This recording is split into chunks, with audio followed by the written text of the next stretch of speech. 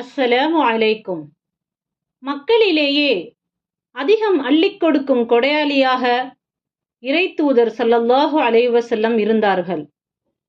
ரமலான் மாதத்தில் இறைத்தூதர் ஸல்லல்லாஹு அலைஹி வஸல்லம் அவர்களை ஜிப்ரீல் அலைஹிஸ்ஸலாம் சந்திக்கும் போது அதிகமாக அள்ளிக் கொடுக்கும் கொடையாளியாகவே இறைத்தூதர் ஸல்லல்லாஹு அலைஹி வஸல்லம் இருப்பார்கள்.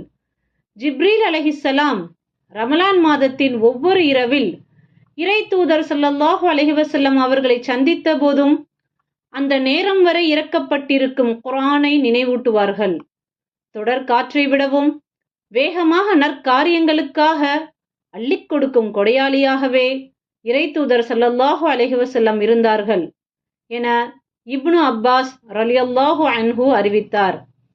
சஹீஹுல் புகாரி 6, 1902, 3220, 3554 மற்றும் 4997.